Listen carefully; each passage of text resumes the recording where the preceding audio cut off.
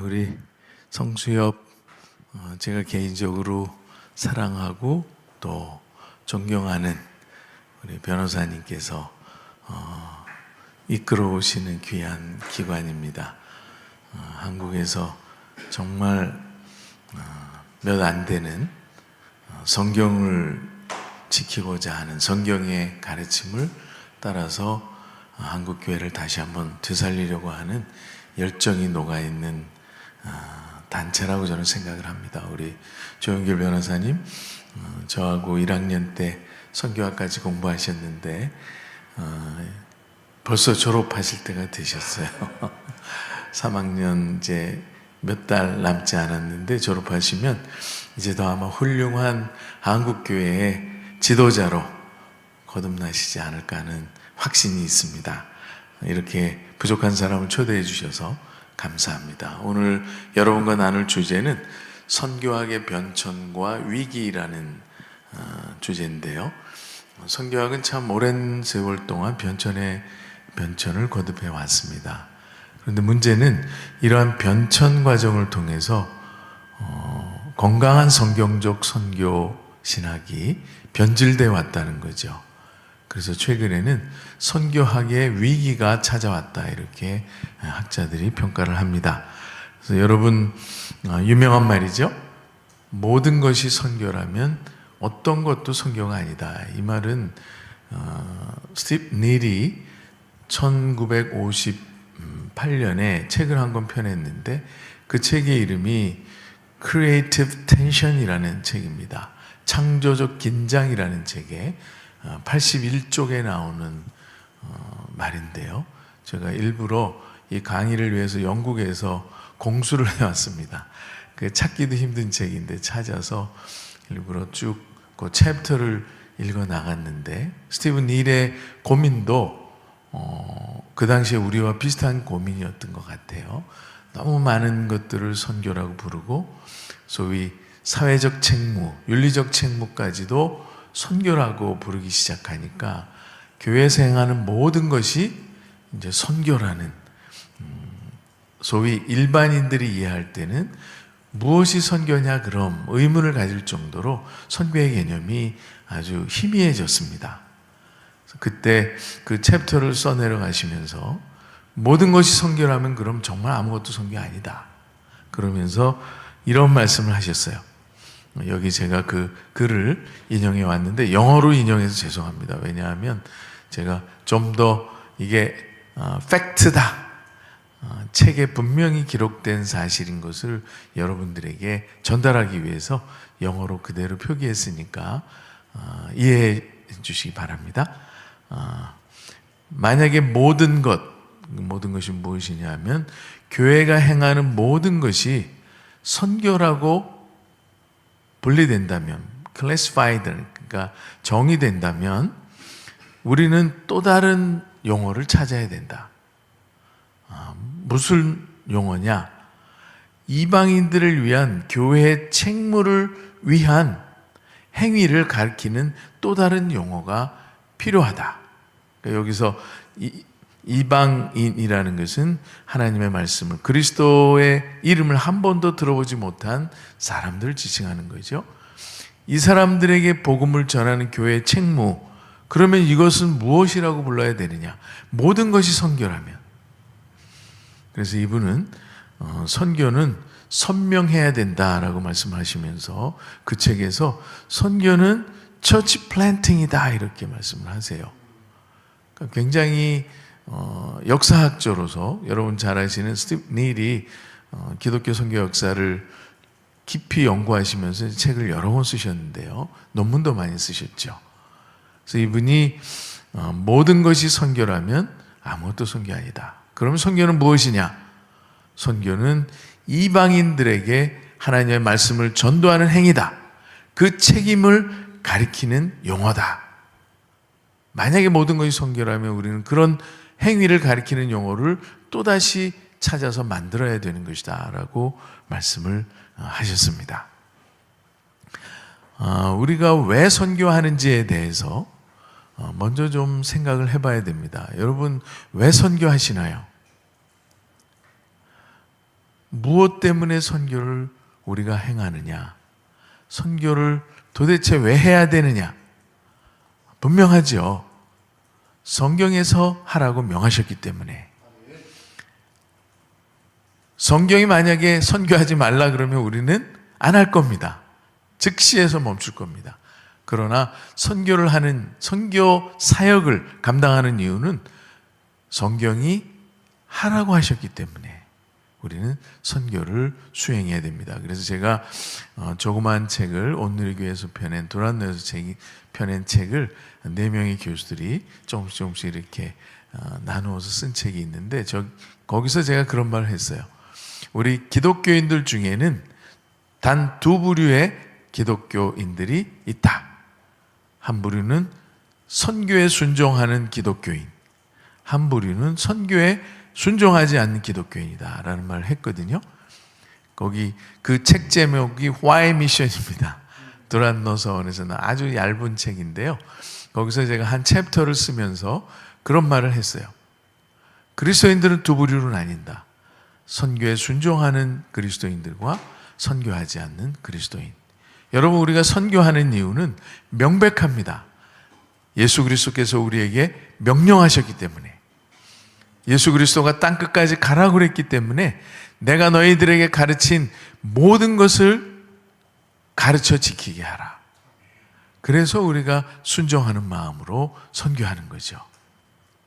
그래서 이 선교를 왜 하는지에 대한 분명한 이해가 중요하다고 저는 생각을 합니다. 다시 말하면 성경이 그 근거가 되어야 된다. 성경에서 말씀하셨기 때문에 우리가 선교하는 거다. 인간적인 정으로, 인본주의적인 정으로 많은 사람들이 humanitarian, 아주 그 따뜻한 인본주의적 정으로 선교를 시행하려고 하는데, 그것은 성경이 말씀하는 선교는 아닙니다. 성경은 분명하게 예수 그리스도가 가르친 모든 것을 가르치고 순종케 하는 것이 선교다. 그래서 우리가 제가 선교학을 가르치면서 가장 구체적으로 본받고 싶은 분이 예수 그리스도, 그 다음에 사도 바울입니다. 사도 바울이 어떻게 선교했는가? 아까 우리 조영길 변호사님께서 소개한 제 책에 분명하게 제가 써놨습니다. 선교의 궁극적인 목적은 영혼을 구원하고 신앙 공동체를 빚어서 소위 조직교회를 만드는 것이, 조직교회를 세우는 것이 선교의 궁극적인 목적이다. 그래서 사도 바울은 가는 곳마다 장로를 세우고 집사를 세운, 다시 말해서 건물을 세우지는 않았어요. 그러나 신앙 공동체를 세웠고 그 공동체를 이끌 지도자를 세웠고, 그것이 사도 바울의 궁극적인 목적이었습니다. 그러니까 선교의 목적은 분명합니다. 영혼을 구원하고 세상 속에 사는 사람들의 영혼을 끄집어내서 에클레시아, 교회 안에 한 멤버로 만들어서 영원한 하늘 백성을 만들어내는 작업, 그것이 선교라고 성경은 우리에게 가르칩니다. 도대체 무엇이 선교냐? 이 싸움이 사실은 지금까지 지속되고 있습니다. 많은 선교학자들 가운데 도대체 무엇이 선교냐? 이 싸움이 본격적으로 시작된 때가 이제 1928년부터죠. 그 전에 우리 켄네스 라트렛이라는 예일대학의 역사학자시죠. 이분이 방대한 역사 서적을 쓰셨는데, 그분이 The Great Century라는 말을 쓰셨습니다. 위대한 세기, 1800년대를 지칭하는 말입니다. 1800년대 수많은 선교사들이 땅끝까지 이르러서 복음을 전한 세기, 그 세기에 정말 여러분들이 잘 아시는 개신교 선교사들이, 윌리엄 캐리를 우리가 현대 선교의 아버지라고 부르는데, 물론 체계를 갖춘 최초의 선교사라 그래서 우리가 현대 선교의 아버지라고 부릅니다만, 사실은 훨씬 더 전에 여러분들이 잘 모르시겠습니다만 경건주의 공동체가 있었어요. 헤른후트라는 곳에, 독일 동부에. 그곳에서 젠젠돌프라는 사람이 세계 선교 운동을 1920년대부터 사실 시작을 했습니다. 1705년에 이미 선교사를 파송했고요. 그 다음에 윌리엄 캐리가 나가기 한 60년 전이죠. 그러니까 30년대에 이미 지겐발그 플리차로 하는 사람을 인도에 보내서 인도에서 엄청난 선교적인 열매를 맺습니다. 윌리엄 캐리는 어쩌면 지겐발그의 선교적 제자라고 할 수 있어요. 그 부분은 제가 이 시간에 여러분에게 상세하게 가르칠 수는 없습니다. 제가 선교 역사 시간에 우리 학생들과 이 부분을 아주 디테일하게 공부해 나가는데요. THM 박사 학생들과 이런 부분들을 공부하면서 많은 도전을 받습니다. 그때부터 하나님의 말씀이 전 세계를 향해서 퍼져나가기 시작하고 전 세계가 복음화되는 놀라운 역사를 기록한 이 켄네스 라투렛이 19세기야말로 위대한 세기라. 하나님의 말씀이 땅끝까지 전파되는 세기였었다. 그때까지는 선교적인 논쟁이 없었습니다. 선교는 당연히 하나님의 말씀을 전하는 것이고 영혼들이 그리스도의 백성이 되는 것이고 하나님의 백성이 되는 것이고 그 안에 하나님의 나라가 건설되어서 이분들이 기독교적 윤리적 삶을 살아냄으로써 한 공동체가 변하는 놀라운 일들이 전 세계에서 일어났죠. 그때까지는 선교가 무엇이냐에 대한 논쟁은 거의 등장하지 않았습니다. 그러다가 1910년 여러분 잘 아시는 에딘버러 선교 대회가 영국 에딘버러에서 있었죠. 공식 명칭은 세계 선교사 대회입니다. World Missionary Conference라는 대회를 갖게 되는데 그 대회에 그 모토 내지는 슬로건이 있어요. The evangelization of the world in this generation. 그러니까 이 시대에 세계를 복음화하자.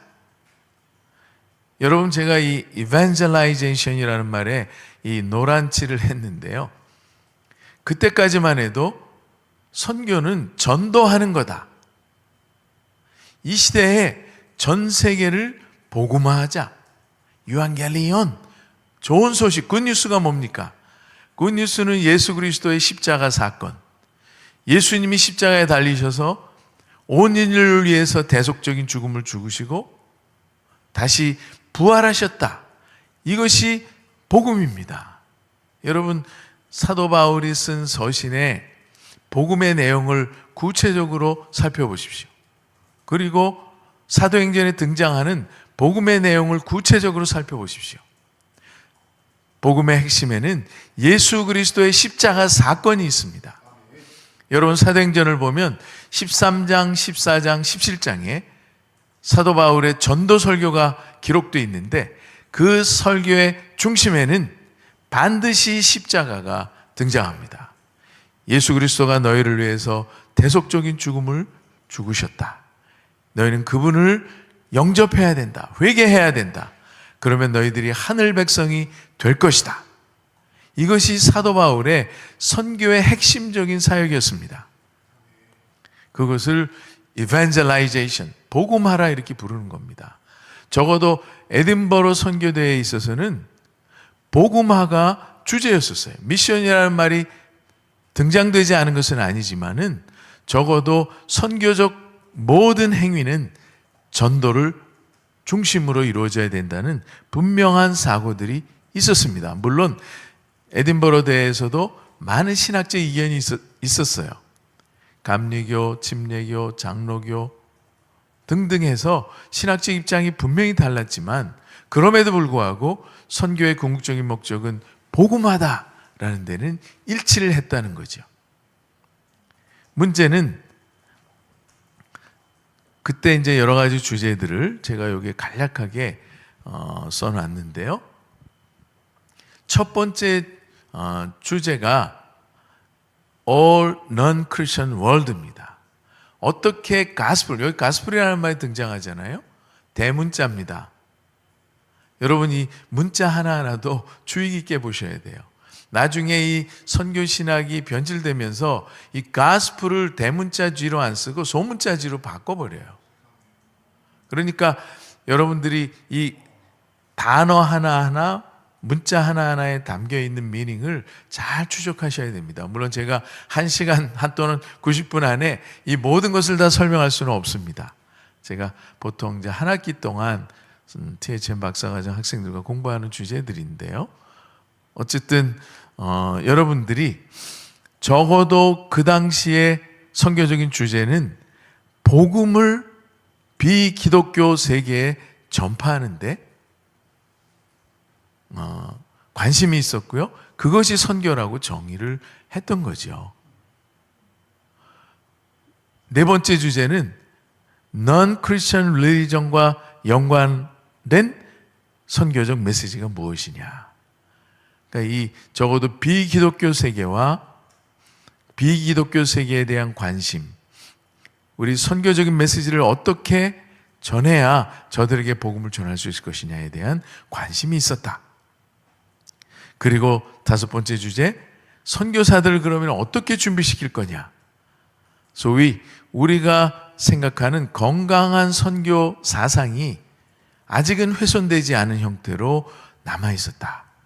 1910년 에딘버러 대회까지만 해도 선교라는 주제는 복음화였었고, 복음을 전하는 것이었고, 십자가를 선포하는 것이고, 예수 그리스도를 선포하는 행위였었다.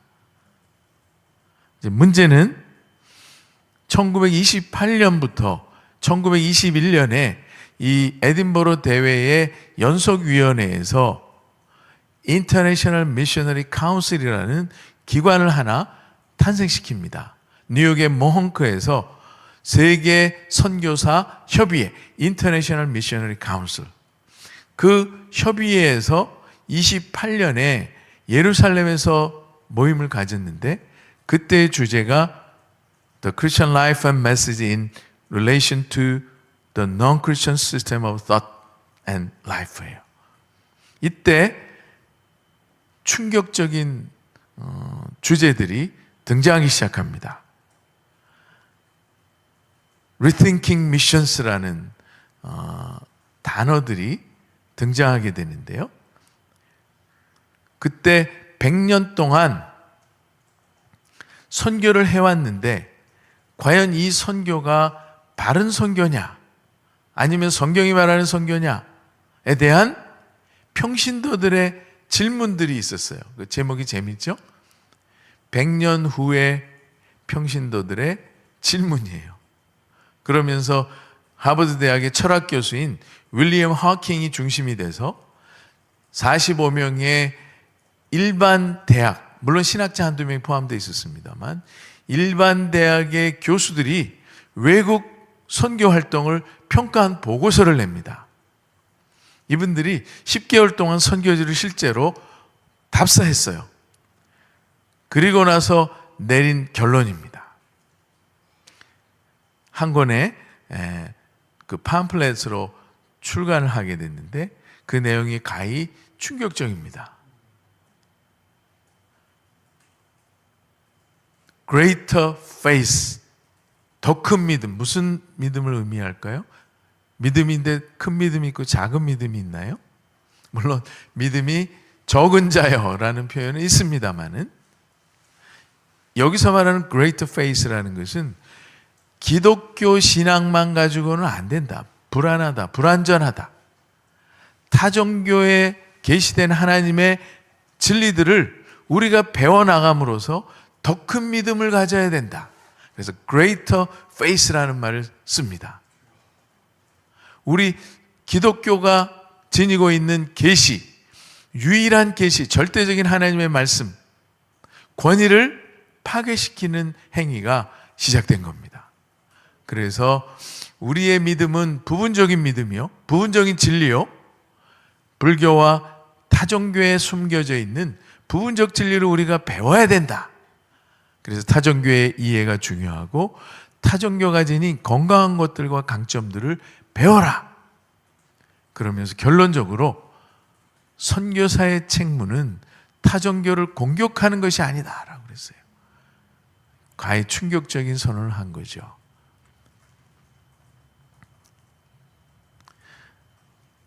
그 선언문 가운데 주제가 큰 주제가 하나 있습니다. 크리스천 메시지. 기독교의 메시지.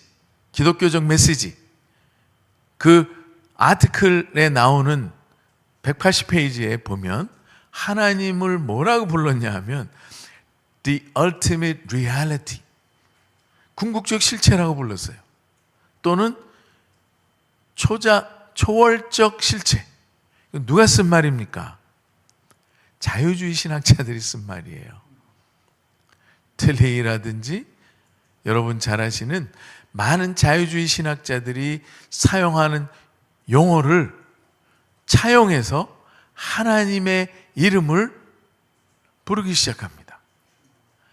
하나님이 누구냐? 존재론적 차원에서 ontological theology라고 우리가 부르죠. 틀레이 신학. 이 실존적, 존재론적 신학이라고 부르는데 이분들은 하나님을 궁극적 실체라고 불러요. 그리고 초월적 실체라고 부릅니다. 그런데 그 신학자들의 영향이 선교학에 이미 들어오기 시작했다. 여러분 슐라이어마허 잘 아시죠? 하르낙, 리출, 볼트만, 그 다음에 몰트만, 이런 사람들의 신학적 사상이 선교운동에 서서히 들어오기 시작하는 겁니다. 뭐 그분들의 사상에 대해서 제가 일일이 설명하려면 한이 없죠. 우리 아마 박바울 교수님이 설명하시지 않았나 모르겠어요. 이런 신학자들의 영향이 선교학 안에 드디어 침투해 오기 시작했다. 그래서 크리스천 미션, 기독교적 선교가 무엇이냐? 예수님 닮는 거예요.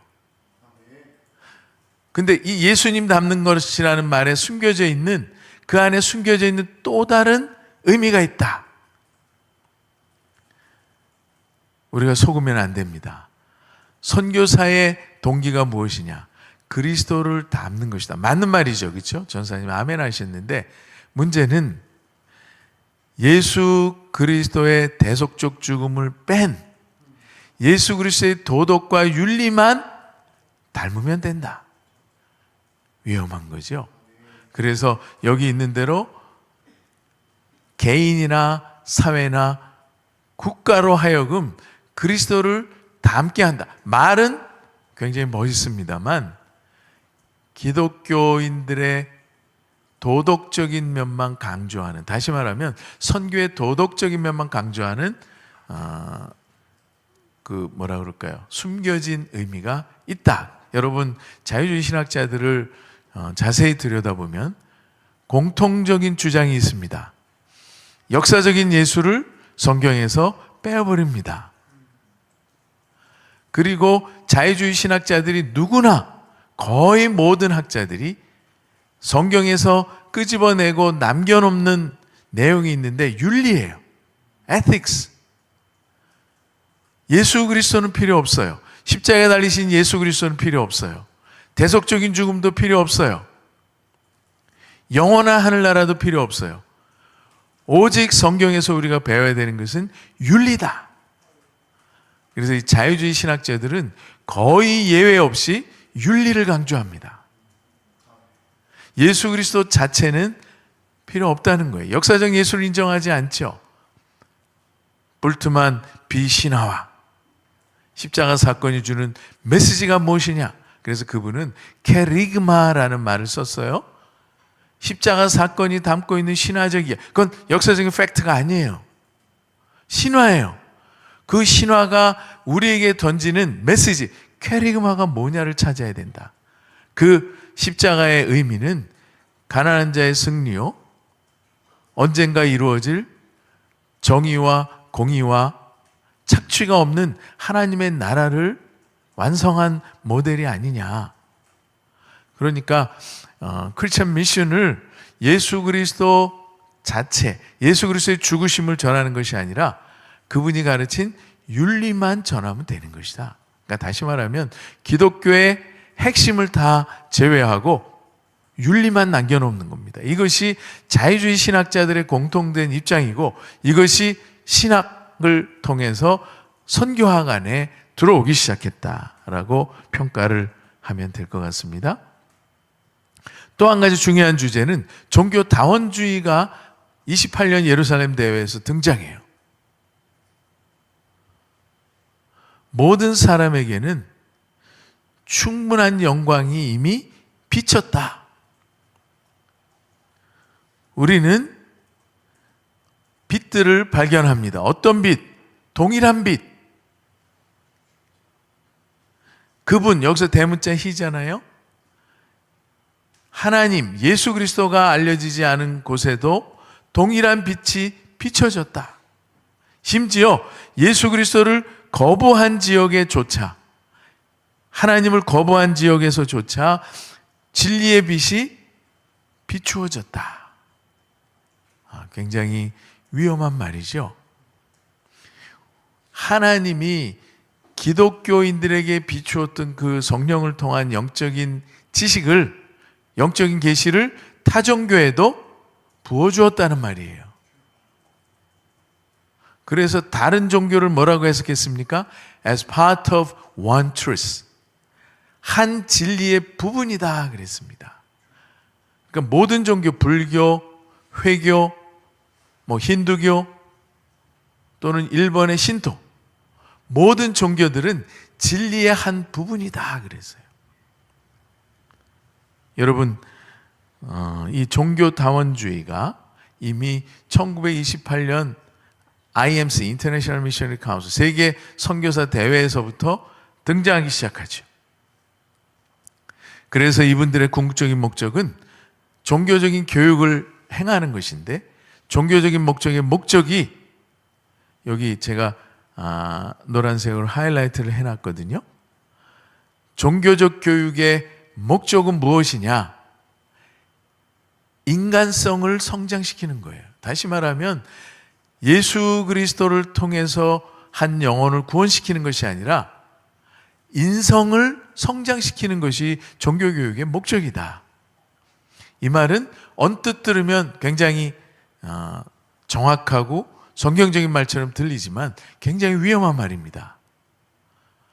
종교교육의 목적을 십자가 달리신 예수 그리스도를 인격적으로 만나서 구원을 얻도록 도와주는 선교적 차원에서 이해하는 것이 아니라 인성교육을 하는, 다시 말하면 도덕적 함양, 인성교육을 시키는 것이다.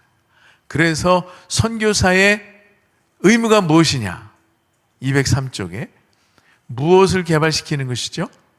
진정한 그리스도인의 성품을 개발하는 거다. 그러니까 선교사가 궁극적으로 해야 될 일은 예수 그리스도를 선포해서 영혼을 구원해내는 것이 아니라 성품을 바꿔줘야 되고 인격을 고매하게 만들어주는 행위, 그것을 선교사의 책무라고 정의를 내린 거죠. 그러니까 여러분, 이런 보고서를 보면서 이미 1928년부터 선교의 좌경화는 시작됐다, 이렇게 우리가 볼 수 있겠습니다.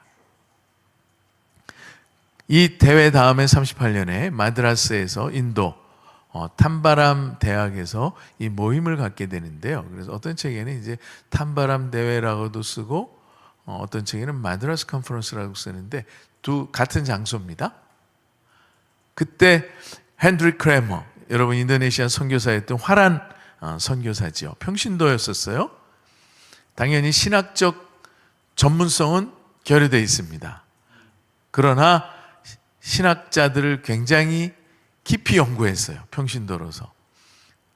그래서 이분은 어느 정도 바알트의 영향을 받은 인물입니다만, 그래도 그 하나님의 계시에 대해서 타종교와의 연속성이 있느냐 없느냐에 대해서 선명한 입장을 그의 책을 통해서 발표합니다.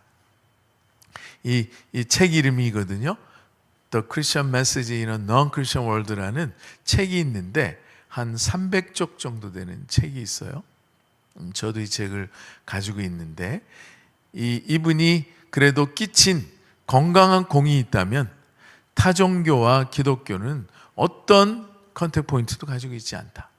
어떤 연속성도 가지고 있지 않다. 그래서 그때 등장한 용어 중에 하나가 continuity, discontinuity라는 용어예요. 그러니까 타종교와 기독교가 겹치는 부분이 있다, 연속성이 있다라고 주장하는 종교다원주의를 거부한 거죠. 그래서 이분은 discontinuity라는 용어를 써서 타종교와 기독교는 분명한 차별을 가지고 있다, 기독교 계시의 배타성과 초월성에 대해서 선명하게 이 책을 통해서 밝힙니다. 그러면서 아주 훌륭한 용어를 훌륭한 구절을 남기셨는데, 선교하지 않는 것은 은총받은 것에서 스스로 떠나는 것을 의미한다. 굉장히 과격하지만은 저는 이런 용어 자체는 상당히 도전적이라고 생각합니다. 우리 이 방송을 듣는 여러분들, 선교하지 않는다면 우리 스스로 하나님의 은총에서 떠나는 행위나 마찬가지라는 것을 기억하실 필요 있죠. 우리가 선교해야 되는 이유가 있습니다. 우리가 받은 은총을 나누는 거죠. 예수 그리스도께서 나누라고 하셨기 때문에, 모든 종족에게 가서 나누라고 하셨기 때문에 우리가 나누는 겁니다. 우리 한국에까지 오는데 몇 년 걸렸나요? 여러분, 1884년 알렌 선교사가 전문의 선교사로, 개신교 선교사로는 처음 이 땅에 발을 들이죠. 물론 토마스 선교사가 1866년이죠. 우리 1886년? 1866년 맞죠? 병인양요. 그때 오셔서 성경을 전하다가 목배임을 당해서 순교하시지만은, 그러나 공식적인 선교 연대는 이제 1884년 또는 5년, 많은 학자들이 5년이라고 보는데, 근데 저는 이제 4년이라고 봅니다. 왜냐하면 알렌이 의사였었지만 전문인으로서 이 땅에 선교적 목적을 위해서 왔기 때문에 요즘에 말하는 이제 전문인 선교사를 이렇게 부를 수 있습니다. 어쨌든 우리나라까지 오는데 1884년, 로마 카톨릭이 오는데 1100년 전이죠. 784년, 딱 정확히 100년 전에 오거든요. 이승훈 씨가 로마 카톨릭 중국에 가서 세례를 받고 우리나라에 들어오잖아요. 어쨌든 선교는 하나님의 은총을 받은 자라면 반드시 수행해야 되는 사명이다 라는 것을 나름대로 강조하셨어요. 이분이 Non-Christian Religion에 대해서 이러한 정의를 내렸습니다. 모든 종교들과 철학들과 세계관들은 존재의 총체를 파악하고자 하는 인간의 다양한 노력이다. 일반 은총 차원에서 Totality of Existence라는 건 우리 눈에 보이는 모든 것들, 모든 실체들을 이해하기 위한 인간의 노력이에요. 많은 종교들, 기독교 외의 종교들, 철학들, 세계관들.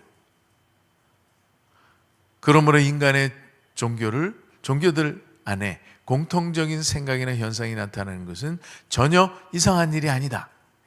자연은총 차원에서 일반인들도 하나님이 누구신가를 더듬어 알 수 있습니다. 어렴풋이.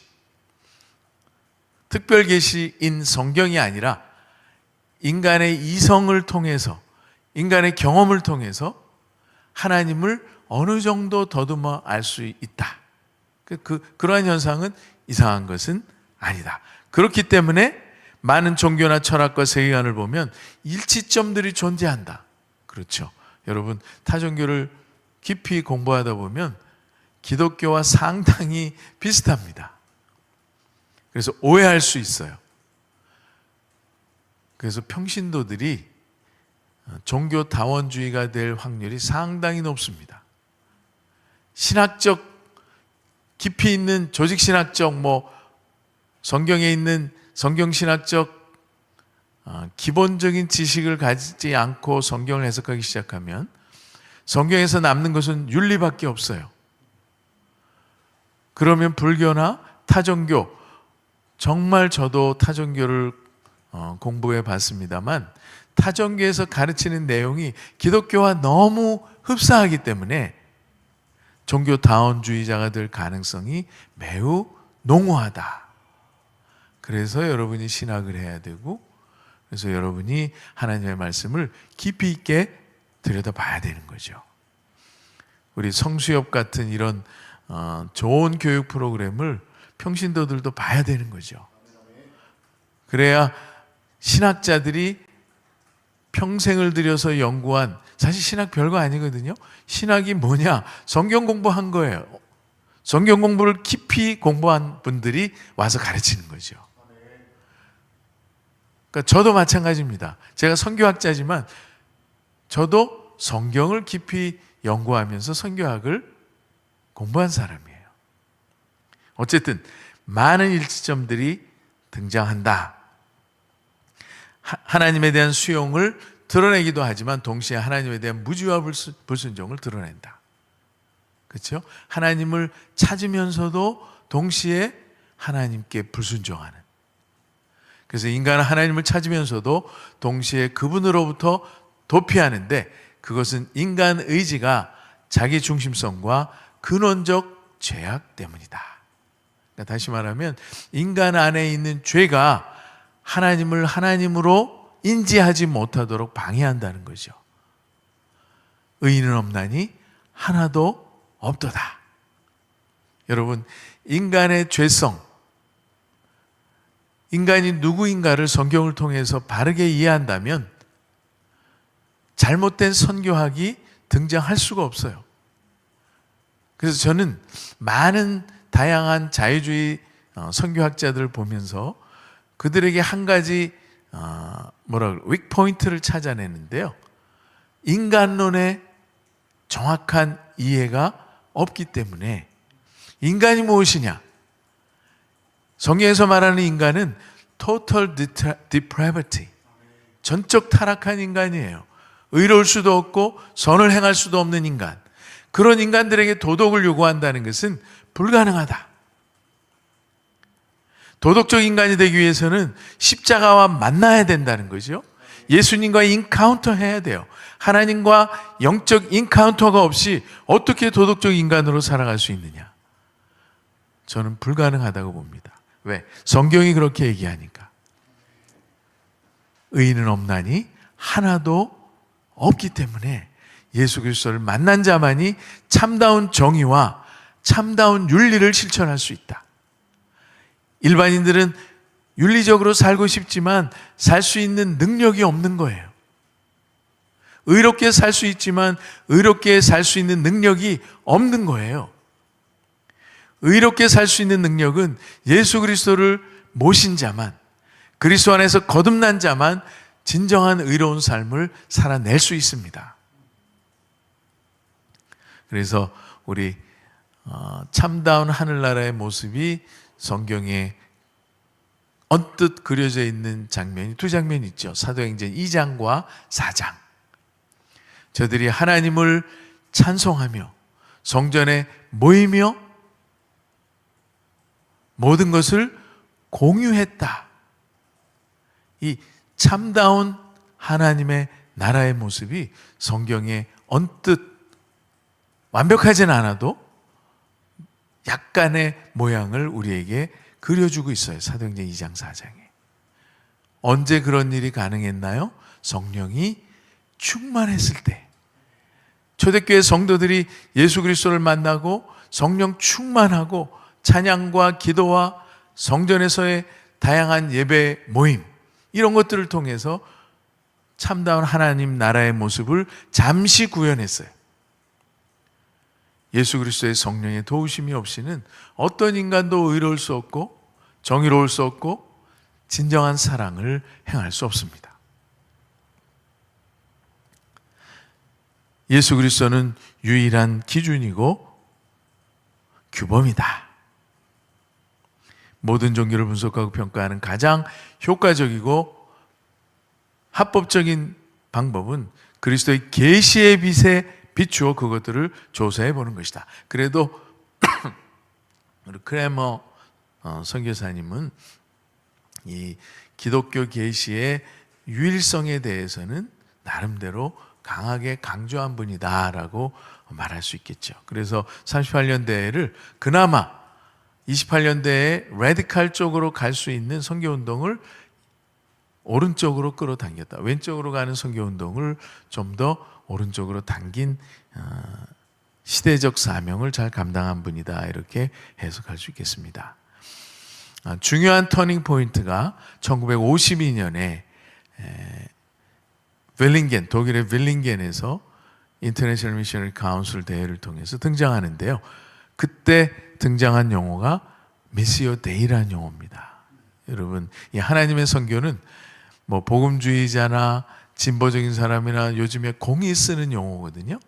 요즘에는 여기서 이제 한 걸음 더 나가서 뭐 미셔널 처치라는 말도 많이 씁니다만, 미시오 데이가 처음 공식적으로 선교학계에 등장한 때가 1952년이에요.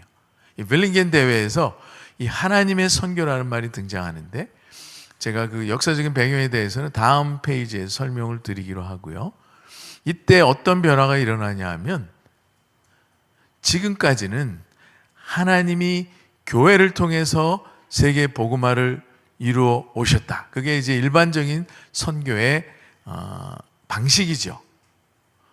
근데 이때부터는 어떠한 사상 또는 신학으로 바뀌느냐 하면, 하나님이 세상을 사랑하시기 때문에 세상의 정치, 경제, 문화 속에 역사하신다. 그러니까 교회는 세상의 역사 속에 참여해라. 그리고 세상을 변화시켜라. 소위 코페르니쿠스적 전환이 1952년에 독일에서 출발한 겁니다. 지금까지는 영원한 비밀을 간직하고 있는 신앙 공동체, 교회죠. 하나님이 교회를 통해서 진리를 보존해 오셨어요. 교회를 통해서 영혼 구원들을, 영혼을 구원하는 사역을 수행해 오셨어요. 교회에만 진리가 있고 교회에만 생명이 있어요. 그래서 우리 교회가 하나님의 말씀을 전해야 되는 거죠. Church-centered mission이라는 거예요. 그런데 이때부터는 이 선교의 개념이 어떻게 바뀌느냐 하면 Mission-centered church예요. 언뜻 들으면 그래야지 교회가 선교적이어야지, 이 말이 맞는 것처럼 보이지만 이 말은 굉장히 무서운 의미를 담고 있습니다. 여기서 말하는 미션은 영혼 구원하는 행위가 아니에요. 정치 참여를 하고 불의로부터 고난당하는 사람들을 구해내고 착취를 없애고, 이 사회 속에서 일어나고 있는 모든 현상들에 참여하는 행위를 미션이라고 정의를 합니다. 그러면서 교회는 더 이상 유일한 진리를 지닌 공동체로서 남아있으면 안 되고, 이 하나님의 미션의 행위에 참여해야 된다. 그러면서 선교의 근본적인 의미를 완전히 전도시켰다. 그래서 교회에만, 신앙인들만 가지고 있는 영적 진리, 이것을 나누는 행위를 지금까지는 선교라고 가르치고 주장해 왔는데, 이제부터는 그런 구닥다리, 죄송합니다, 속된 말로 오래된 선교 개념을 이제는 다 버리고 하나님이 세상 속에서 일하시는 이 선교 속에 교회가 동참해라. 그게 소위 미시오 데이라는 하나님의 선교의 개념이라는 거죠. 이때부터 이 IMC는 이제 더 이상 전통적인 선교 사역에 동참하는 일을 격려하거나 주도하지 않습니다. 본래는 이 말의 기원이 카를 하르텐슈타인이 Theologische Besignung이라는 신학의 각성이라는 책에서 처음 사용했어요. 소문자로. 선교란 단순히 개인의 회심이나 주님의 말씀을 향해 복종하는 것만 뜻하지 않는다. 선교란 구원받은 전 피조물 위해 그리스도의 주권을 세우려는 포괄적인 목표를 가지고 아들의 보내심, 즉 하나님의 선교에 참여하는 것이다. 이때 하나님의 선교라는 말을 처음 그의 책에서 등장시키거든요. 그러니까 이분은, 하르텐슈타인은 선교를 개인의 구원, 한 영혼의 구원에만 머물러서는 안 되고 피조물을 새롭게 하는 포괄적인 목표를 이루는 것으로 그의 목표를 삼아야 된다. 선교의 목표를 삼아야 된다라고 주장하기 시작한 거죠. 그때부터 많은 사람들이 이 미시오 데이에 열광하기 시작합니다. 사실 선교하면서 가장 힘든 게 뭘까요? 여기 우리 전사님 앉아 계신데 선교하면서 가장 힘든 게 뭐예요? 선교 안 해보셨죠? 여러분, 저도 뭐 선교지를 많이 방문하고 또 수많은 제자들을 전 세계에 파송한 선교학 교수입니다만, 선교지에 가서 가장 힘든 게 뭔가 물어보기도 하고, 제가 직접 목격한 결론, 선교 행위에서 가장 힘든 게 복음 전파입니다. 이슬람권에 가서 착한 일 할 수 있어요. 빵도 줄 수 있고 교육도 시켜줄 수 있고 의료적 혜택도 줄 수 있어요. 그때는 웰컴. 그렇지만 예수 그리스도가 선포되는 순간 극렬한 저항이 일어나기 시작하는 겁니다. 선교에서 가장 힘든 일이 뭐냐? 예수 그리스도를 선포하는 행위예요. 선교사들이 모두 두려워하면서 기피하고 있어요. 용감한 선교사만 예수 그리스도를 단도직입적으로 선포하지, 대부분의 선교사들은 직접 선포를 두려워하고 있어요. 여러분, 선교는 전 피조물 위에 그리스도의 주권을 세우는 행위를 포함하지만은, 그러나 복음 선포가 생략된 선교는 선교가 아닙니다.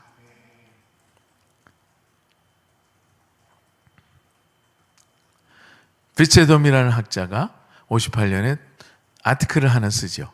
미시오 데이. 제가 안 읽을게요. 여러분 독어니까 더 짜증나니까 영어도 힘든데, 선교 신학의 입문이라는 책에서 미시오 데이, 선교 신학의 입문이에요. 아인피릉이라는데 이 피가 우물아우트인데 제가 이 컴퓨터를 잘 못해서 이 우물아우트를 못 찾았습니다. 아인피릉 입문 인트로덕션 in missiology, mission, theology of mission 이렇게 번역할 수 있겠죠? 선교는 그리스도의 승천과 재림사에 있는 높임받은 주님의 사역이다. 그러므로 교회는 공동체의 회중 속에서 완전하신 분의 선포와 그의 나라의 알림을 통해 구원사를 그가 다시 올 때까지 계속하는 과제를 가졌을 뿐이다. 그러니까 이 비체돔은 그래도 전통적인 선교관을 가지고 있어요. 미시오데이를 해석하면서 예수 그리스도가 다시 올 그날까지 무엇을 선포하는 것이다? 구원사를 알리는 것. 구원사. 예수, 하야스 게시크테. 게시크테는 일반 역사의 역사. 하야스 게시크테는 거룩한 역사. 구속사라고 우리가 불러요. 이 세상 속에는 구속사와 일반 역사가 동시에 흐릅니다. 이스라엘의 역사를 주관하시는 하나님이 아수르의 역사도 동시에 주관하시거든요. 이집트의 역사도 주관하세요. 바빌론의 역사도 주관하세요. 그렇지만 하나님은 일반 역사와 구속사를 선명하게 구별하십니다. 그래서 이 구원의 역사를 누구를 통해서 이루어 나가십니까? 이스라엘 백성을 통해서 구원의 역사를 이루어 가시는 거예요. 현대 신약 시대에는 교회를 통해서, 이 구속 역사는 신앙 공동체를 통해서 이루어지지 일반 역사를 주장하는 일반인들을 통해서 절대로 이루어질 수 없어요. 자유주의 신학자들의 오해 또는 제가 볼 때는 일종의 오류가 있다면 구속사와 세속사를 하나로 묶는 거예요. 구속사는 분명히 구별되어 있거든요. 세상 속에 사는 하나님의 백성을 끄집어내서 신앙 공동체로 만드는 행위, 그게 선교예요. 구속의 역사 속에 참여시키는 행위가 선교잖아요. 그런데 자유주의 신학자들은 그게 아니라 세속사 속에 기독교인들이 뛰어들어야 된다. 다시 말하면 구원사를 이끌어갈 주체를 없애버리는 겁니다. 굉장히 위험한 행위죠. 이 구속사를 이끌 신앙 공동체가 이 구속사를 주님 오시는 날까지 이끌어가야 되는데 그거 포기하고 세상 속에 뛰어들라는 거예요.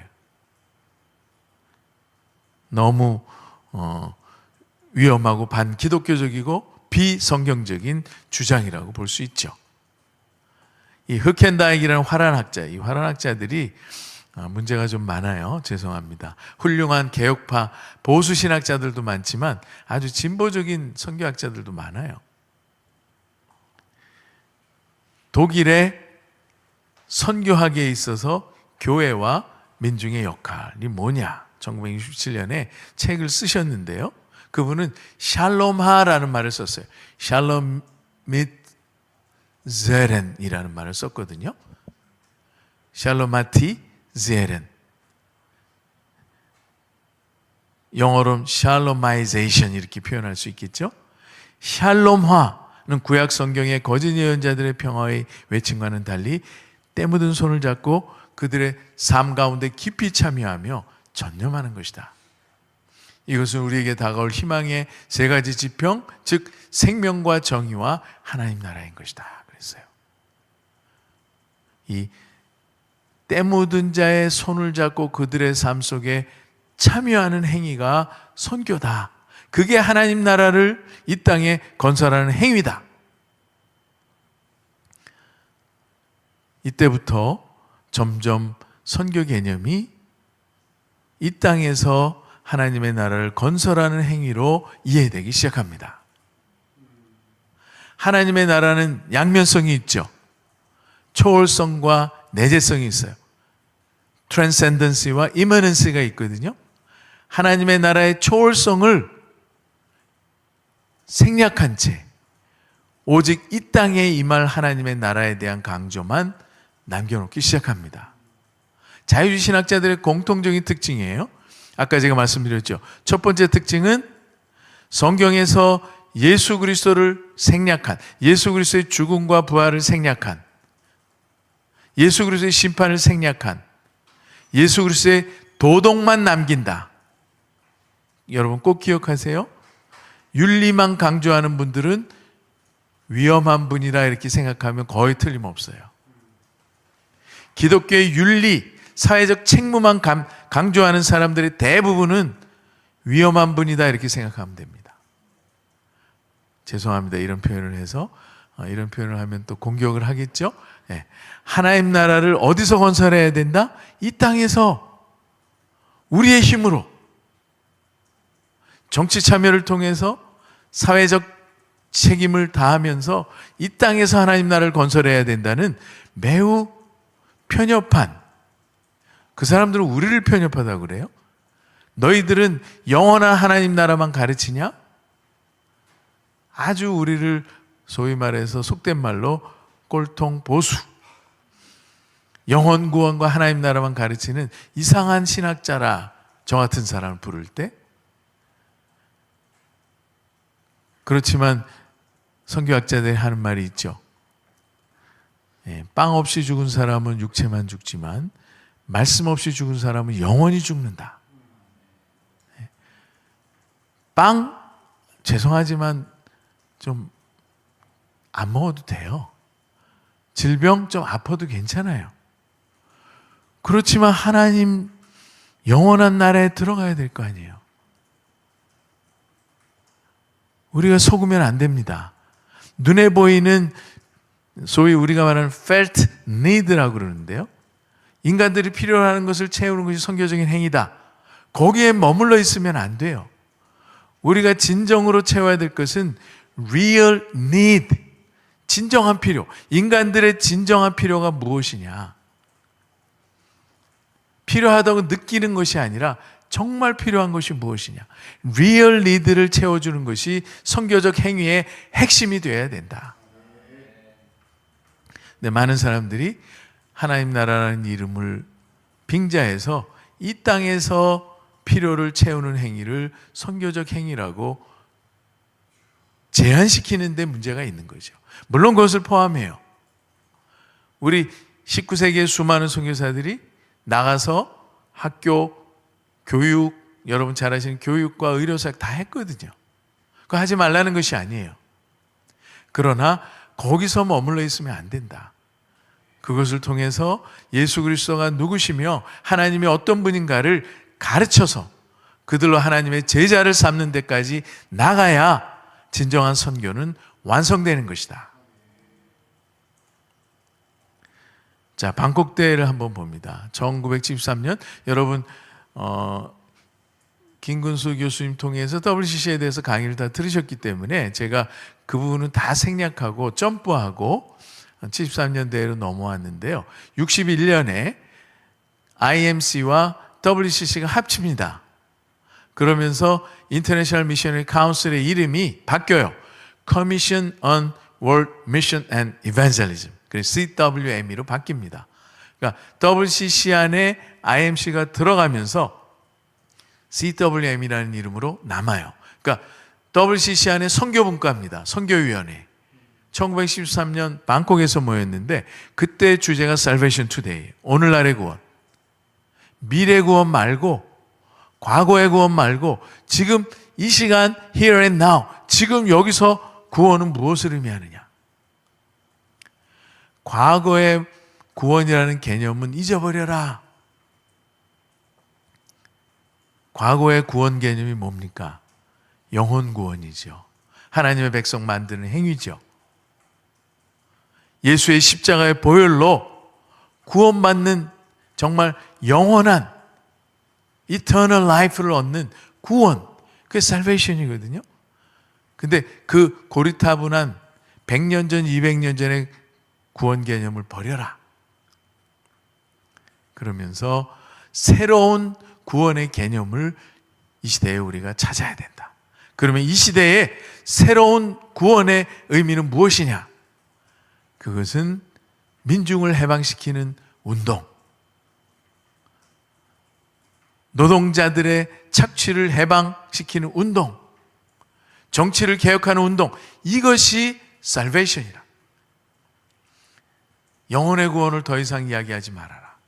우리는 착취당하는 노동자들을 구원해내는 행위, 그것을 살베이션이라고 불러야 된다.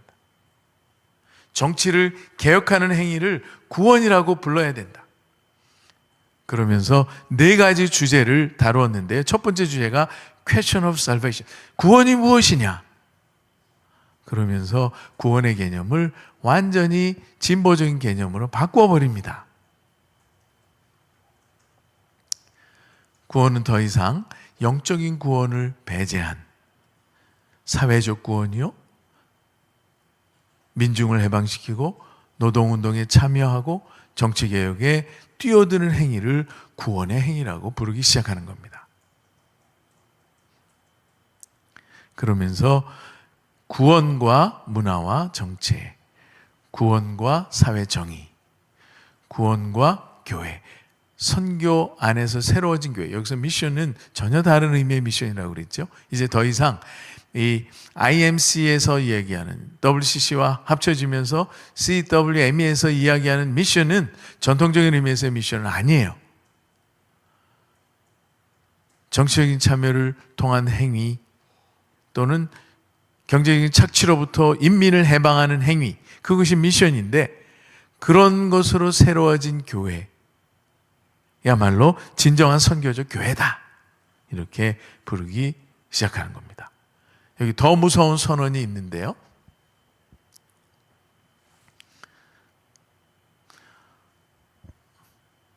구원의 역사의 방법과 기준을 어떻게 할 것이냐. 그렇다면 이런 구원을 어떻게 이루어 나갈 것이냐. 제가 일부러 원문 그대로 적어놨어요. 죄송합니다. 여러분 한글로 제가 번역을 안 한 이유를 좀 이해해 주세요.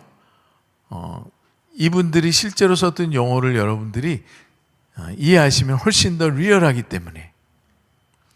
세 번째 주제를 보세요. Liberating violence against oppressive violence. 압제하는 폭력에 저항하기 위해서 해방하는 폭력을 물리적으로 사용할 수 있다. 여러분, 무섭지 않으세요? 이 압제하는 폭력적 정보와 폭력적인 기업, 폭력적인 사회 구조를 타파하기 위해서 어떻게 해라? 바이올런스를 사용해라. 와, 폭력을 사용하라는 거예요. 거기에 뭐라고? liberating violence. 해방시키는 폭력이. 그건 그냥 폭력은 아니고 가난한 자들을 해방시키기 위해서 무기를 들어라. 그래서 실제로 1970년대에 WCC에서 헌금을 갖고 무기를 사서 저항군들에게 헌금을 보낸 일들이 있어요. 앙골라, 그 당시에 대표적인 사건이 그 WCC의 총무가 그 당시 기억으로는 95만 불을 헌금을 앙골라 해방군에게 보냈어요. 무기 사라고. 그래서 너희들 저항해라. 그것이 선교다. 그게 하나님이 원하시는 하나님의 선교다. 그래서 이 liberating violence라는 말을 쓰면서 물리적인 폭력도 허용해도 된다. 그러면서 더 무서운 말을 네 번째 했어요. 사랑은 무엇을 포함합니까? 저항의 권리를 포함합니다.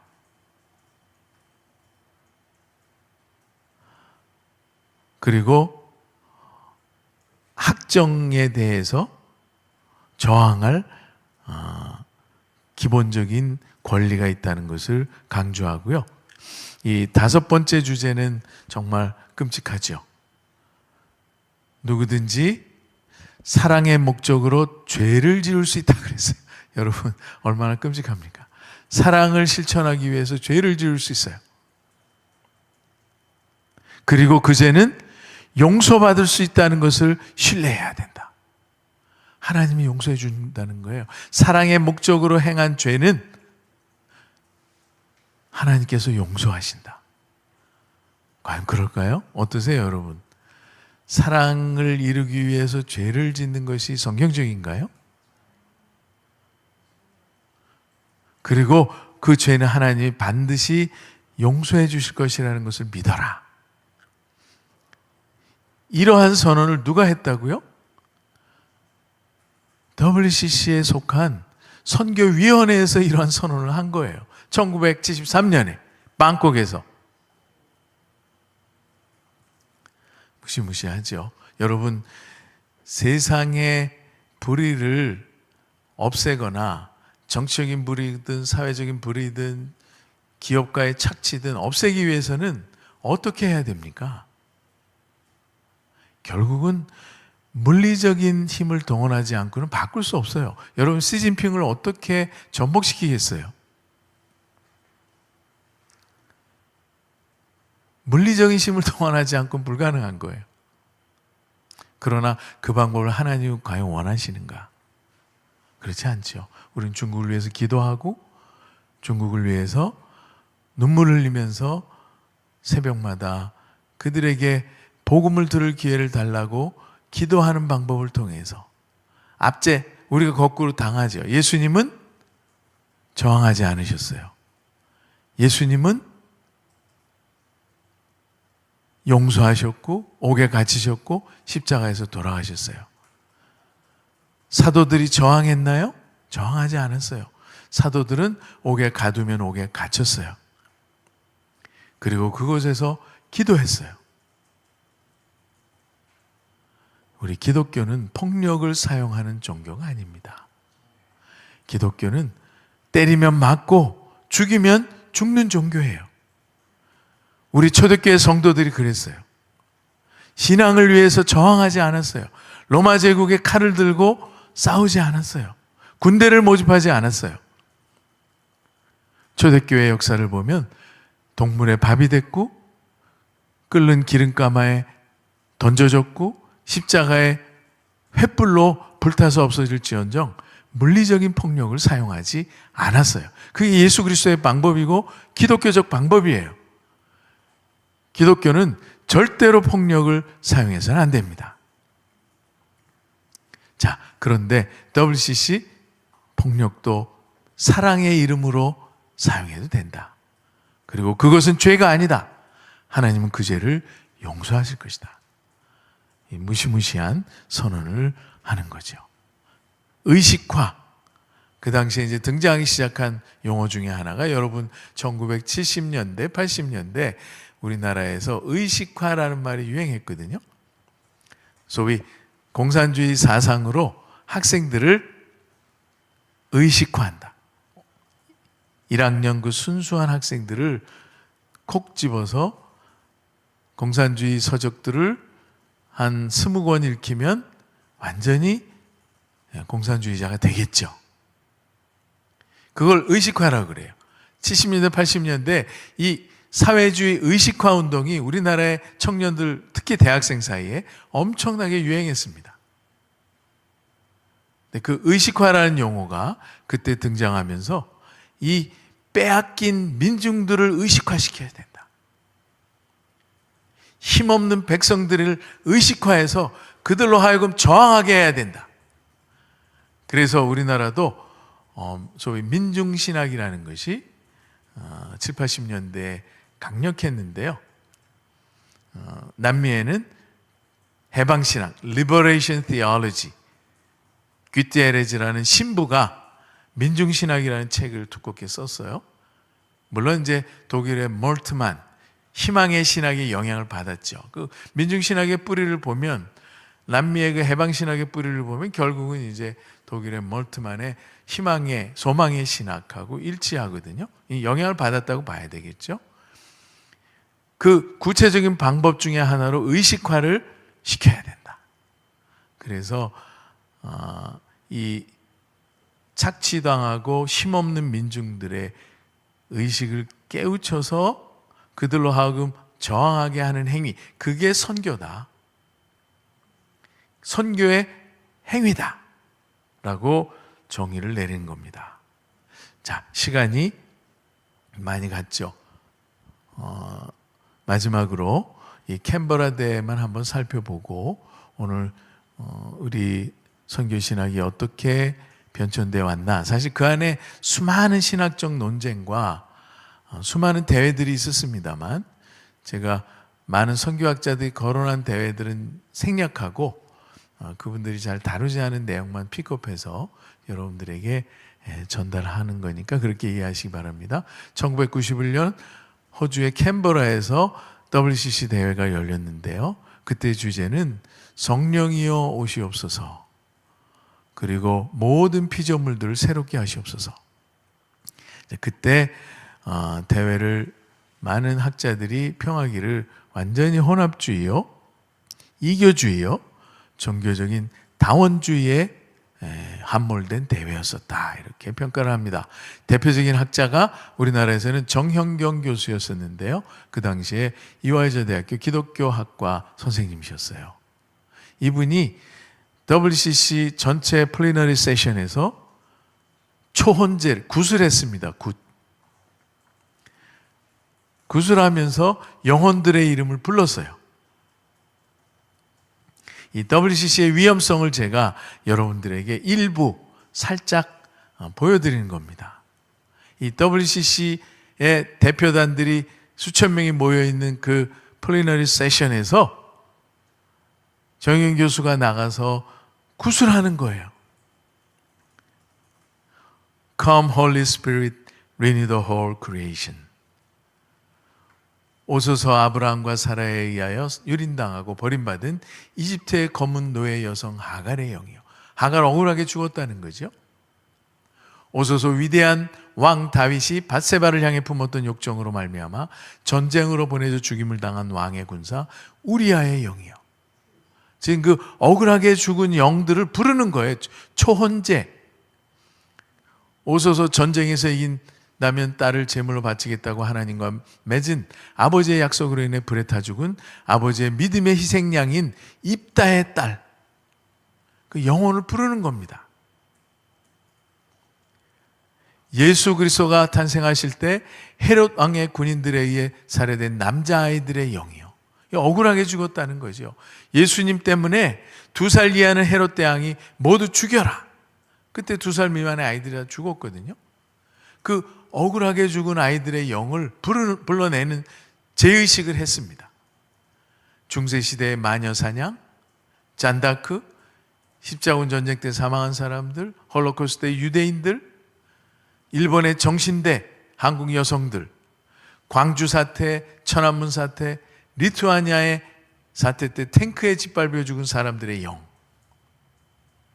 이런 사람들의 영을 부르는 거예요.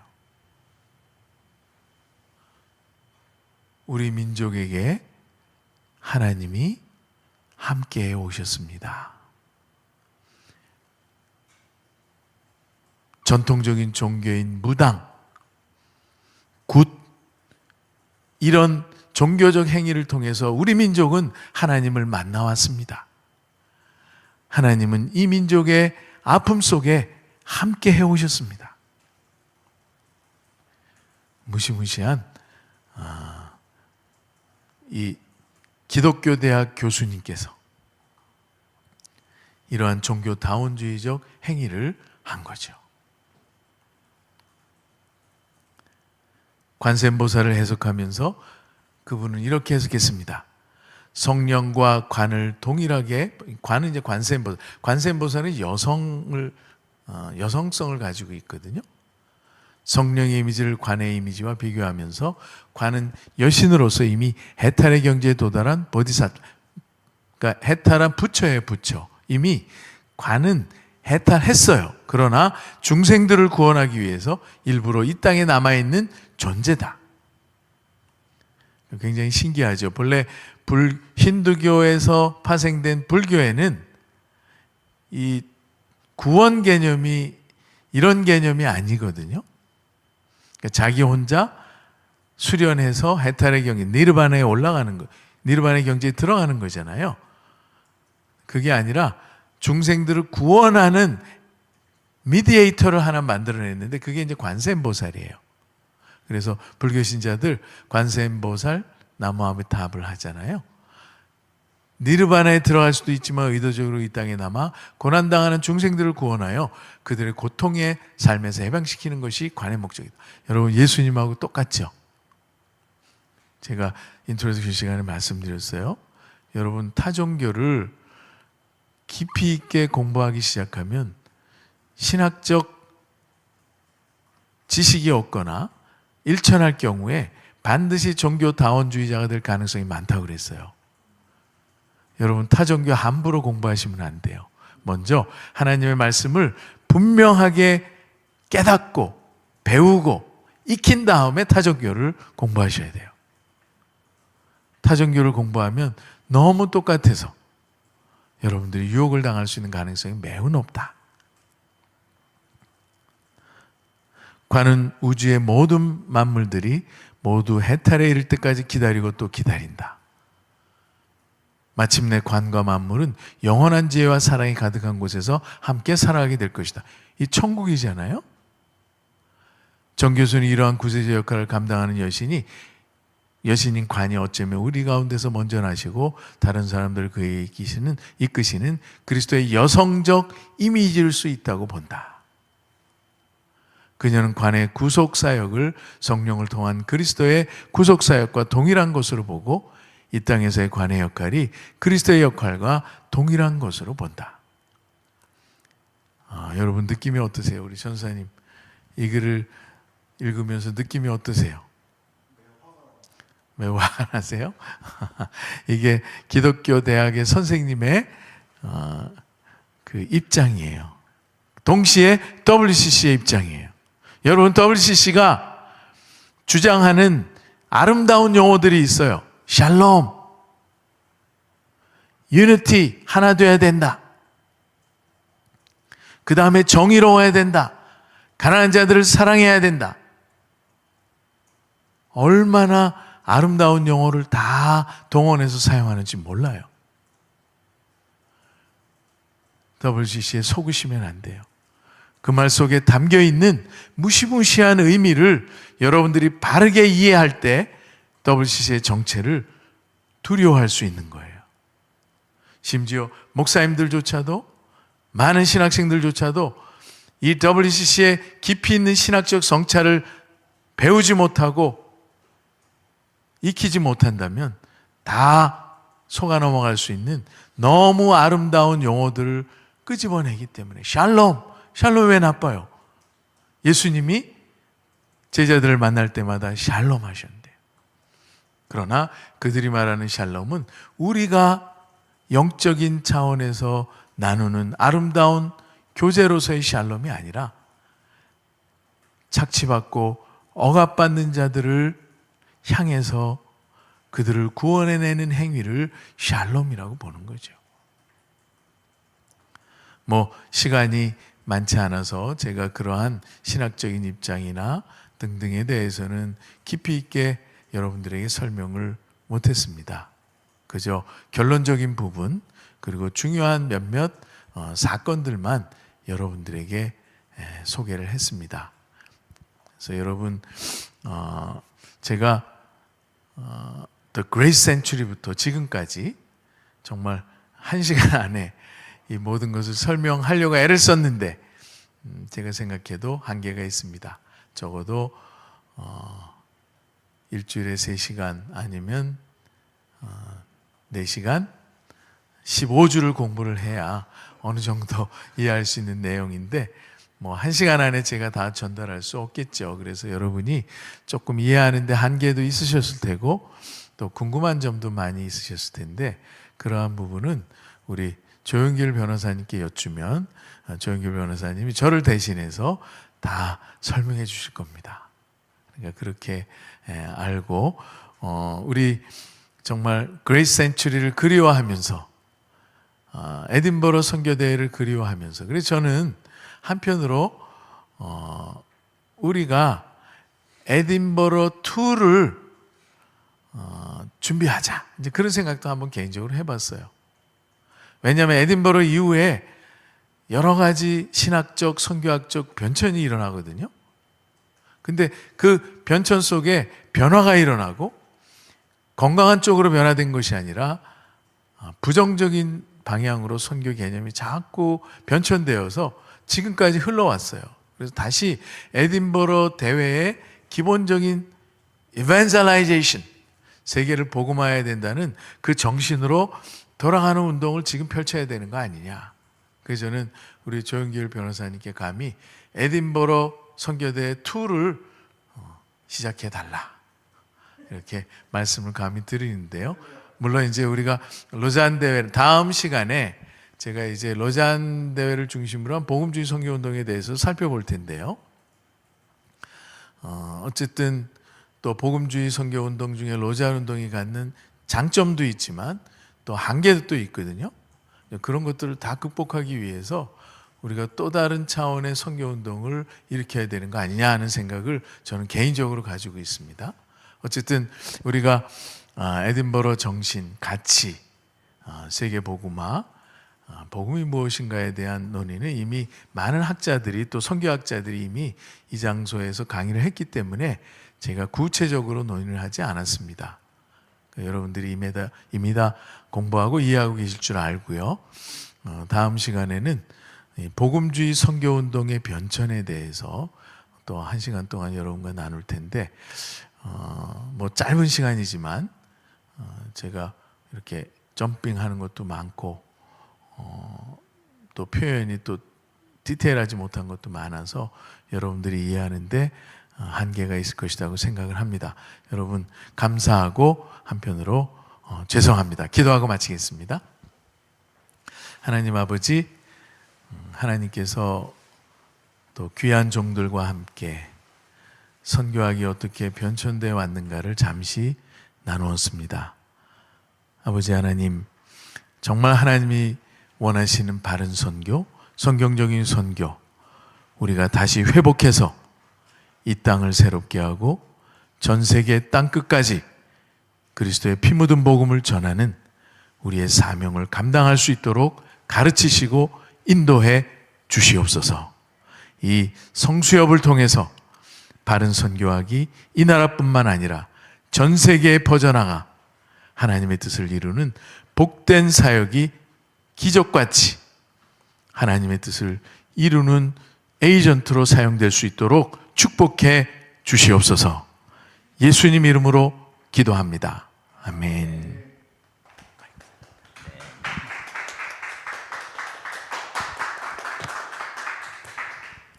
여러분, 우리 김학규 총장님의 이 선교의 최근에 1910년 이후에 선교 개념의 변화 역사를 원래 한두 학기를 해도 어떤 부족한 부분인데 1시간 반 남짓 정도 해서 여러분 정말 이렇게 압축해서 핵심 개념만 원천 1차 자료라고 합니다.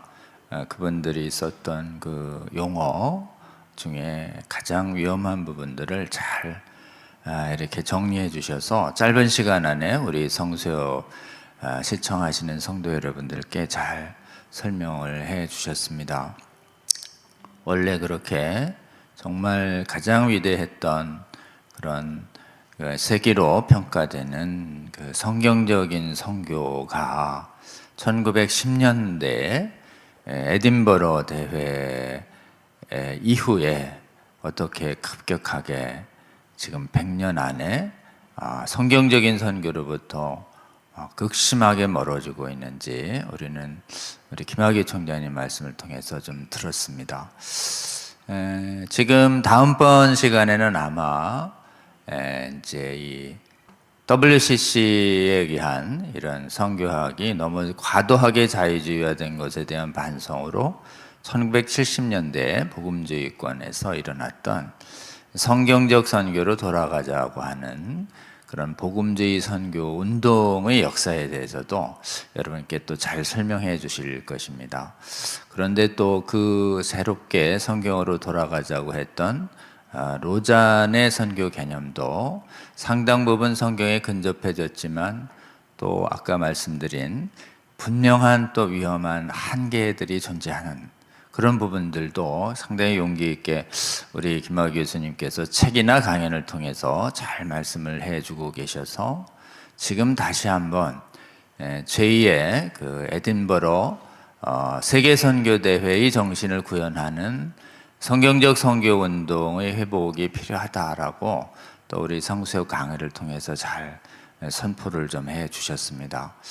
여러분 정말 영혼을 구하는 핵심적인 가장 중요한 미션을 원수 마귀가 어떻게 학문의 이름으로 교활하게 들어와서 정말 선교의 핵심을 이렇게 대단히 좀 교활하다라고 하는 것이 언뜻 보면 이렇게 틀리지 않는 용어를 통해서 집중과 우선순위와 핵심 개념을 다 파괴해버리는, 그러니까 하나님의 말씀을 동원해서 하나님의 말씀이 아닌 것을 끊임없이 넣어서 결국은 동일한 양의 옷을 입었지만 거기에 영혼을 파괴하는 늑대 같은 이런 메시지를 넣어놓는지 성경에서 계속 경고한 이 거짓 선지자의 모습으로 이렇게 선교학을 변질시키고 오염시키고 미혹시키고 파괴해 왔는지 선교학자로서 이렇게 세계적인 주류 선교가 자유주의에 막 휩쓸리는 이런 상황에서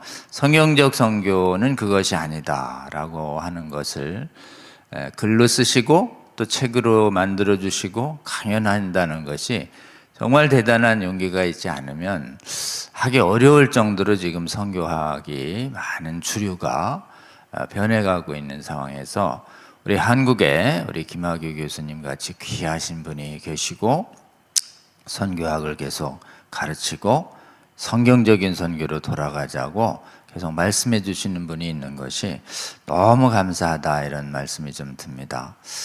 지난번에 캔버라 WCC에서 이 정형경, 똑같이 한국에 계신 기독교 교육학 교수라는 분이 그렇게 정말 이 죽은 자의 영혼을 이렇게 비성경적인 방법으로 불러내는 이런 것을 WCC 총회에서 하고, 또 성령님과 불교에서 말하는 관세음보살을 동일시하는 이런 참남한 신성모독적인 이런 그 가르침을 계속하고 있다라고 하는 오늘의 현실도 좀 보게 되고요. 아마 제가 언젠가 말씀드렸는데 한 3년 전에 제네바에 이렇게 한번 갔을 때 켈빈 선생님 심우하던 제네바에 있는 그 피에르 교회가 있습니다. 거기에 종교개혁 기념관에 종교개혁 역사를 쭉 설명해 놓는데 마지막 부분에 이 정형경 씨를 대표적인 본받아야 할 신학자로 그 제시해 놓고 있고, 또 LGBT가 깃발이 나부끼고 있고, 또 가톨릭하고요 대화하는 모습이 마지막에 이렇게 있습니다. 그래서 이 종교, 그들이 보는 종교 개혁이 이미 변질됐다라고 하는 것을 정말 그 현장에 가면 생생히 볼 수 있습니다.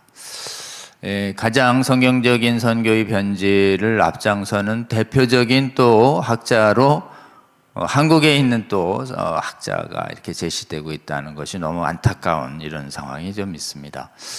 여러분, 그래도 우리 한국에서 이제 성경의 신적 권위를 지키는 여러 가지 그 신학 운동이 일어나고 있고, 또 전 세계의 그 어느 나라보다도 이 LGBT나 성혁명에 맞서서 성경적인 성경관을 가지고 연합해서 기도하며 막는 운동이 가장 크게 또 한국에서 일어나고 있습니다. 한국에서 또 하나님이 허락하셔서 성경 믿는, 이런 성경을 온전히 하나님 말씀으로 믿는 신앙회복 운동과 말씀을 가감없이 선포하는 이런 지금 말씀 선포 운동과 기도 운동을 하나님께서 이제 일으키시고 있다고 보고, 선교학 분야에서도 정말 한때 정말 이 언약도들의 이 지금 정신을 세계 각국에 전도했던 그 정신으로 원래 그 자유교단이 주도했던 그 지금 이 성경적인 선교의 역량 위에 개최됐던 에딘버러 선교대회의 정신을 다시 한번 우리 김학의 총장님 말씀처럼 하나님의 때가 되면 정말 바른 선교를 하시는 선교사님들 모아서 바른 선교 운동을 제시하는 그런 선교대회와 선교운동 조직을 하나님께서 다시 세우시고 만드실 거라고 생각이 되고, 우리 김학의 총장님이 제시하신 이 성경적 선교의 비전, 우리 영혼에 잘 새겨주시고 이 비전에 헌신하시는 우리 한국교회, 세계교회 선교사님들, 또 성도님들 계속 일어날 수 있도록 여러분 기도해 주시고, 또 필요하면 또 동참해 주시기를 부탁을 드립니다.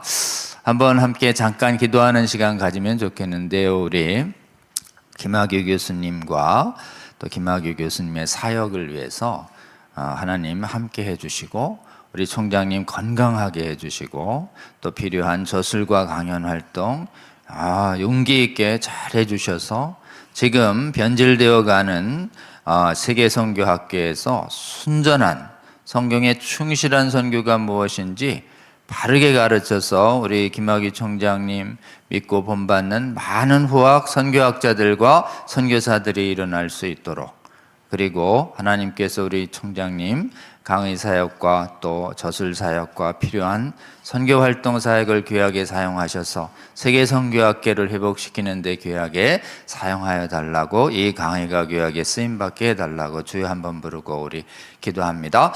주여, 우리 하나님 감사합니다. 오늘 우리 김학의 총장님 이르성세협에 보내주시고, 오늘날 최근에 100여 년간 얼마나 극심하게 선교의 개념, 교활한 신학의 개념으로 오염시키고 파괴시켜 왔는지 빛 가운데 드러나게 하여 주시니 감사합니다. 주여, 이 강의를 듣는 자들마다 얼마나 하나님이 가장 중요하게 생각하시는 선교 개념이 하나님 정말 교활하게 오염되는지 보게 하여 주시고, 아버지 성령께서 도와주시고 말씀 위에 굳게 서게 하여 주시고, 예수 그리스도의 대속과 부활에 대한 믿음으로 얻는 영혼 구원을 전파하는 것이 가장 본질적인 전도이며 선교임을 잊지 않는 저희들 되게 하여 주시고, 이런 핵심적인 선교 개념을 흔들어 기타 아버지 윤리나 교육, 성품 다른 것을 선교라고 가르치며 핵심적인 선교를 파괴하는 마귀의 미혹적인 전략이지만 아버지 100여 년간 세계교회를 미혹시켜 왔음을 알고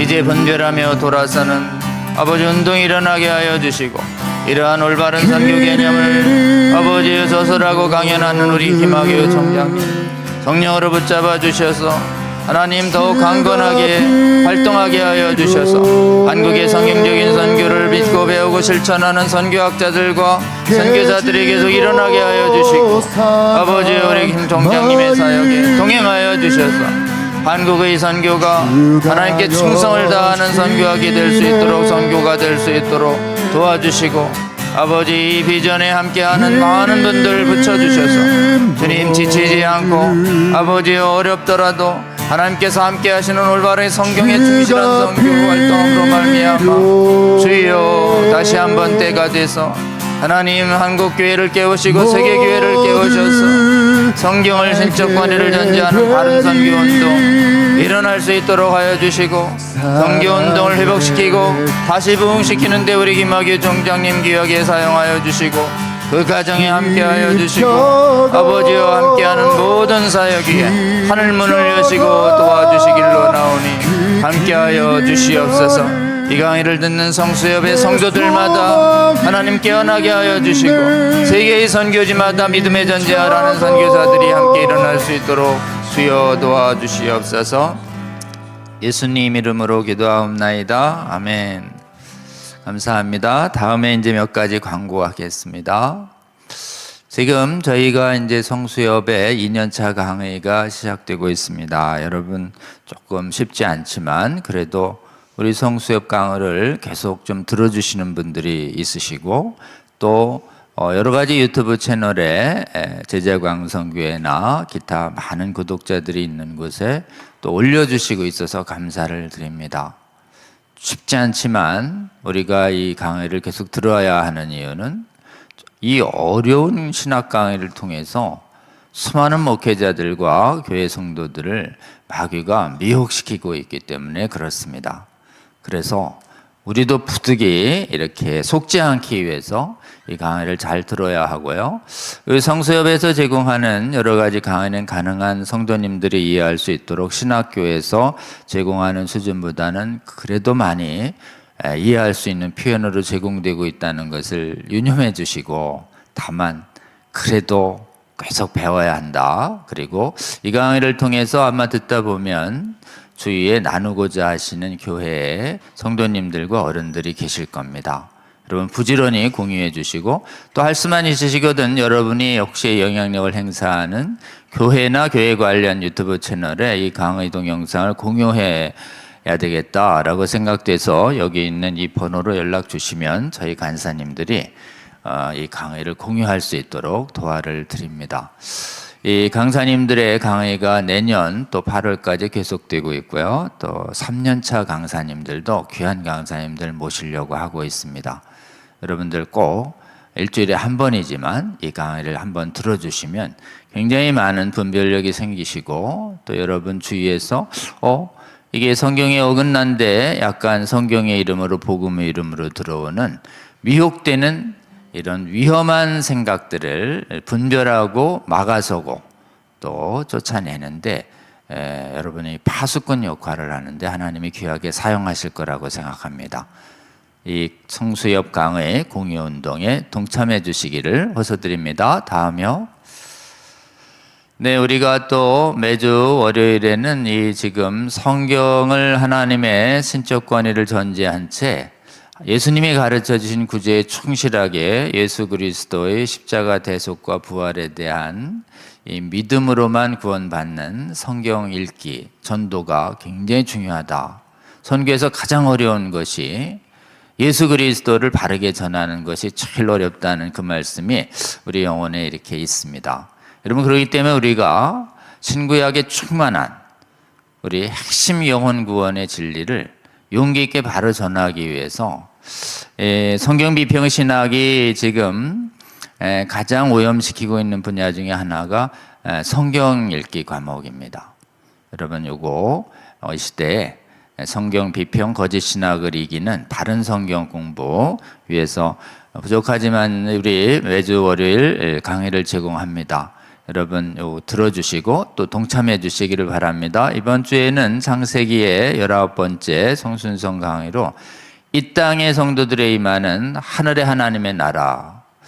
아까 말씀해 주셨죠. 자유주의자들은 이 땅의 하나님 나라만 얘기하지 하늘나라에 대해서 얘기하지 않는다고. 근데 성경의 개념은 이 땅에 하나님 나라가 임하지만 임하는 하나님의 나라는 하늘의 하나님의 나라라고 하는 것을 명확히 말씀하고 있습니다. 그래서 오늘 하나님께서 이 땅의 성도들에게 초월적인 하늘의 영역에 대해서 뭐라고 신구약을 통해서 말씀하시고 또 이 문제에 대해서 하나님의 신비한 이런 초월적인 성경 하늘에 관한 성경의 교훈을 끊임없이 빼내기 위한 이 교회사의 논쟁들이 어떻게 있었는지도 오늘 강의를 통해서 좀 배워보려고 합니다. 여러분 꼭 함께 해 주시기 바랍니다. 다음요.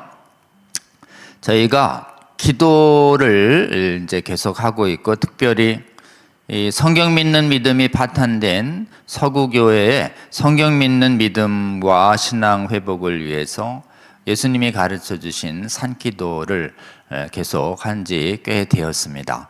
우리가 하나님 나라 언약산 기도회라고 제목해서 매주 목요일 8시 반에 정해진 곳에 각자 흩어져서 기도한 뒤에 모여 합심하고 기도하고 옵니다. 여러분 형편껏 한번 오셔서 예수님이 가르쳐 주신 산기도 말씀에 의지해서 신비한 주관적인 감각이나 체험에 의지해서가 아니라 철저하게 말씀에 의해서 기도하는 기도 합심해서 하면 좋을 것 같고요. 그 기도에 하나님이 말씀대로 신실하게 응답하시는 경험을 함께 하시기를 원합니다. 여건이 되시는 분 연락 주시면 저희들이 또 오시는 곳까지 또 카풀로도 안내해 드리도록 이렇게 하겠습니다. 그리고 이 강의를 들으신 분들이 저희가 소그룹을 통해서 나누면서 각자 부르신 곳에서 어떻게 성경의 신적 권위를 잘 지켜내는 교회 돔 수호 운동을 할 것인지에 관해서 소그룹 나눔을 하는 것이 목요일 날 6시에서 8시까지 진행됩니다. 형편이 되시는 분들은 우리 성수엽, 성순성 오늘 우리 총장님 말씀하신 강의와 또 오후에 제공되는 밤에 제공되는 성순성 강의를 듣고 우리 구체적인 부름받은 곳에서 이걸 어떻게 순종하고 실천해 갈 것인가를 논의하는 자리입니다. 여러분 그 자리에 함께 오셔서 여러분의 선교 역량과 전도 역량을 세워 가시는데 도움 받으시기를 바랍니다. 같은 목요일 날 6시에 이 자리에서 있습니다. 관심 있으신 분은 연락 주시면 안내해 드리겠습니다. 다음이요. 네, 다음번엔 우리 김학의 교수님이 2번의 시간을 내주셨습니다. 예고해 드린 대로 다음번에는 이런 WCC 선교 개념의 변질에 대항해서 바로잡겠다고 나선 복음주의 선교 신학의 취지와 모습들을 그리고 그것이 70년에서 지금 50년 흘렀습니다. 로잔이 그 중심에 있는데 그 부분이 행한 긍정적인 역할과 또 우리가 분명히 봐야 할 우리 총장님께서 이제 에딘버러가 필요하다라고 할 정도로 조금 변천 위기적인 부분들이 어떤 부분들이 있는지도 우리 함께 공부해보는 시간 되면 좋겠고요. 다음번 월요일 강의도 우리 김학규 교수님 정말 여러분 이렇게 귀한 강의입니다. 아주 유익할 것입니다. 다음번 강의 위해서도 기도해 주시고 꼭 함께 해 주시기 바랍니다. 여러분 긴 시간 오늘 성수의 50일의 강의를 함께 해 주신 성도 여러분 감사드립니다. 고맙습니다. 다음 주 월요일에 뵙겠습니다. 고맙습니다.